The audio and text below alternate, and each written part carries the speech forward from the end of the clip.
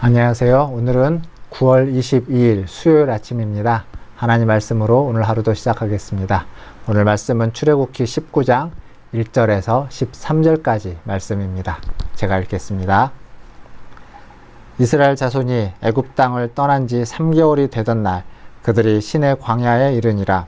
그들이 르비딤을 떠나 시내 광야에 이르러 그 광야에 장막을 치되 이스라엘이 거기 산 앞에 장막을 치니라. 모세가 하나님 앞에 올라가니 여호와께서 산에서 그를 불러 말씀하시되 너는 이같이 야곱의 집에 말하고 이스라엘 자손들에게 말하라. 내가 애굽 사람에게 어떻게 행하였음과 내가 어떻게 독수리 날개로 너희를 업어 내게로 인도하였음을 너희가 보았느니라.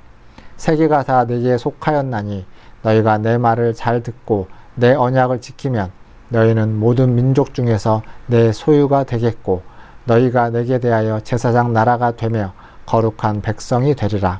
너는 이 말을 이스라엘 자손에게 전할지니라. 모세가 내려와서 백성의 장로들을 불러 여호와께서 자기에게 명령하신 그 모든 말씀을 그들 앞에 진술하니 백성이 일제히 응답하여 이르되 여호와께서 명령하신 대로 우리가 다 행하리이다. 모세가 백성의 말을 여호와께 전하매 여호와께서 모세에게 이르시되 내가 빽빽한 구름 가운데서 내게 임함은 내가 너와 말하는 것을 백성이 듣게 하며 또한 너를 영영히 믿게 하려 함이니라. 모세가 백성의 말을 여호와께 아뢰었으므로 여호와께서 모세에게 이르시되 너는 백성에게로 가서 오늘과 내일 그들을 성결하게 하며 그들에게 옷을 빨게 하고 준비하게 하여 셋째 날을 기다리게 하라. 이는 셋째 날에 나 여호와가 온 백성의 목전에서 시내산에 강림할 것임이니 너는 백성을 위하여 주위의 경계를 정하고 이르기를 너희는 삼가 산에 오르거나 그 경계를 침범하지 말지니 산을 침범하는 자는 반드시 죽임을 당할 것이라. 그런 자에게는 손을 대지 말고 돌로 쳐 죽이거나 화살을 쏘아 죽여야 하리니 짐승이나 사람을 막론하고 살아남지 못하리라 하고 나팔을 길게 불거든 산 앞에 이를 것이니라 하라. 아멘. 오늘 말씀은 시내산 언약을 준비하는 그러한 내용의 말씀입니다. 여기에서 보면 이 시내산 앞으로 이스라엘 백성을 인도해 갑니다. 사실 이 시내산 또 다른 이름으로는 호렙산이죠. 모세는 그곳에서 하나님을 직접 만났습니다. 부르심을 받았고 사명을 받아서 이스라엘 백성을 출애굽시켰습니다. 그리고 출애굽해서 다시 이스라엘 백성을 그 산으로 인도해 옵니다. 이전에는 모세 혼자 그 산에서 하나님을 만났다면 이제는 이스라엘 온 백성이 그 산에서 하나님을 만나게 되는 것입니다. 즉 출애굽은 출애굽으로 끝나는 게 아닙니다. 출애굽을 한 다음에 그 시내산에서 하나님의 말씀을 받아서 그 말씀으로 살아가는 데까지 그 사명을 가지고 살아가는 데까지 이르게 되는 것, 그것이 바로 출애굽의 목적이고 이유이고 나아가는 방향이 되는 겁니다. 그러한 새로운 삶은 바로 이 시내산에서부터 시작되게 되는 것이죠. 그리고 이 시내산까지 오는 과정에 대해서 오늘 성경은 뭐라고 이야기하고 있냐면 4절을 보니까 내가 애굽 사람에게 어떻게 행하였음과 내가 어떻게 독수리 날개로 너희를 업어서 내게로 인도하였음을 너희가 보았느니라. 즉 하나님이 애굽 사람에게 어떻게 행했는지, 그리고 이스라엘 너희를 어떻게 업었는지, 그리고 어떻게 인도하였는지 너희가 다 보았다, 다 보고 알고 있지 않느냐라고 하는 거죠. 하나님의 일하심을 이 세 가지 동사로, 단어로 이야기하고 있습니다. 행하심, 업으심, 그리고 인도하심입니다. 이 은혜의 단계라고도 이야기할 수 있죠. 근데 이것이 동일하게 또 이스라엘을 이끌어가는데도 그렇게 됩니다. 이스라엘을 해방하시고 그들을 광야에서 업어서 시내산 앞으로 이르게 하시는 겁니다. 우리의 구원도 이와 같습니다. 하나님께서 우리를 그렇게 인도하시는 거죠. 출애굽시키는 것처럼 이 죄악 가운데서 우리를 건져내시고, 그리고 우리가 이 험한 세상을 살아가는 동안 우리를 업으시고 우리를 이끌어 가시고 인도해 주십니다. 그래서 언제까든지 우리를 붙드셔서 놓지 아니하시고 우리의 빈 곳을, 우리의 연약한 곳을 하나님은 채우셔서 마지막 하나님의 나라까지 우리를 이끌어 가시는 줄 믿습니다. 그리고 오늘 말씀은 그러한 이스라엘을 하나님의 소유다라고 이야기하고 있습니다. 즉 하나님 앞에 구원받은 백성들은 다 하나님의 소유라고 이야기하고 있습니다. 이 소유라는 말은 특별함과 구별됨을 말해주고 있는 아주 간결한 단어다라고 이야기할 수 있습니다. 우리가 하나님 앞에서 얼마나 특별한 존재인지, 우리가 하나님 앞에서 구별된 자로서의 지위를 이야기해 주는 것이 바로 이 소유다라고 이야기할 수 있죠. 그러면 어떠한 삶을 사는 것이 구별되고 특별한 그 하나님의 소유다운 것일까요? 그것은 이 세상이 다 하나님의 소유로, 하나님으로 돌아오게 하기 위해서 복의 근원으로서 그 사명을 감당해내는 것, 그것이 하나님의 소유인 백성의 사명입니다. 그래서 소유인 백성을 제사장 나라 삼았다라고 이야기하는 거죠.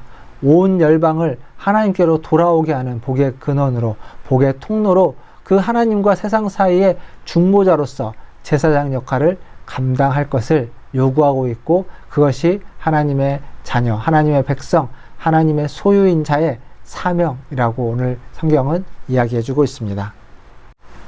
제사장 나라가 된다는 것은 하나님 주시는 복을 실체로 드러나게 하는 겁니다.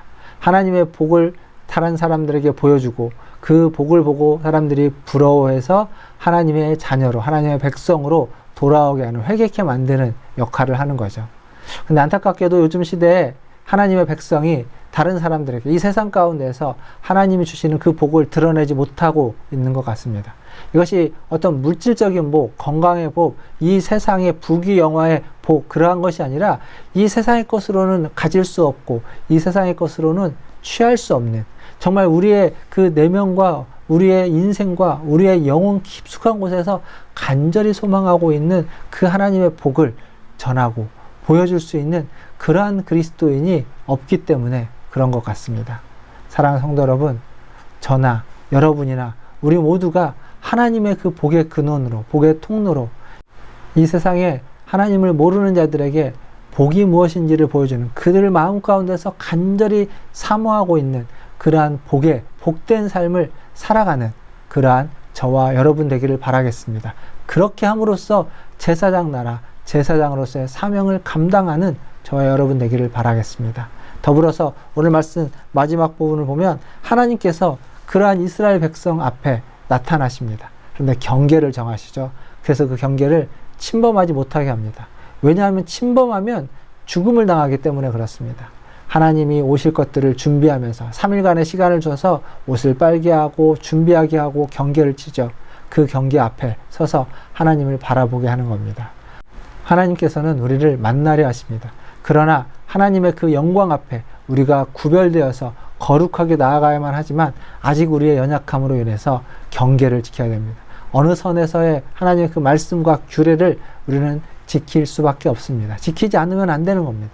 그리스도로 말미암아서 우리가 하나님과 더 친밀해진 그러한, 그래서 언제든지 주님 앞에 나아갈 수 있지만 동시에 하나님 우리에게 원하시는 그러한 경계 안에서 그러한 거룩함과 구별됨을 또한 유지해 가시고 그것들을 이루어 가시는 그러한 저와 여러분 되기를 주님의 이름으로 축원드립니다. 기도하겠습니다. 하나님 감사합니다. 우리를 그리스도의 피로 사시고 그리스도의 은혜로 우리를 주의 자녀 삼아 주시니 감사합니다. 아버지 하나님, 하나님의 소유로 이스라엘을 부르시고 우리를 부르신 줄 압니다. 하나님의 소유로 부르셔서 우리를 주의 복의 근원 삼아 주시고 우리를 통하여 이 세상 열방이 하나님께로 돌아올 수 있는 통로 삼아 주시는 줄 믿습니다. 그에 합당한 삶을 살게 하시고 그에 합당한 복을 받은 자로 하나님 그 복을 이 세상 가운데 드러낼 수 있는 하나님 우리 모두가 되게 하여 주시옵소서. 하나님, 우리는 연약하기 짝이 없습니다. 우리는 부족합니다. 우리는 허물이 많습니다. 그러나 하나님께서 우리의 편이 되어주시고 하나님이 우리의 주인이 되어주시고 하나님이 우리의 아버지가 되어주시니 하나님이 우리의 주인이 되어주신 그분을 하나님이 우리의 아버지가 되어주시니 감사합니다. 그 하나님 앞에 하나님의 소유로서 그에 합당한 책임을 다할 수 있는 그러한 삶을 살아가게 하여 주시옵소서. 믿음으로 살아가게 하여 주시옵소서. 하나님께 영광을 돌리며 주의 말씀과 순종하며 살아갈 수 있는 우리들 모두가 되게 하여 주시옵소서. 우리 문화촌제일교회 모든 성도들을 기억하여 주시고 각 사람에게 필요한 은혜를 때를 따라 돕는 은혜를 허락하여 주시옵소서. 또한 기도합니다. 교회가 하나님의 뜻대로 새로워질 수 있도록 인도하여 주시옵소서. 하나님, 각자의 신앙 가운데, 믿음 가운데 우리 문화촌 제일교회가 소용되어지고 아버지 하나님 함께하는 공동체가 되게 해주시되, 하나님이 보내시고 부르신 사명을 감당할 수 있는, 보냄받은 그 하나님의 백성으로서의 사명을 감당하는 교회가 되게 하여 주시옵소서. 모든 것을 주님의 손에 의탁합니다. 오늘 또 주님이 함께하여 주실 줄 믿고 감사드리며 예수님의 이름으로 기도하옵나이다. 아멘. 사랑합니다. 축복합니다. 또 내일 아침에 찾아뵙겠습니다. 샬롬.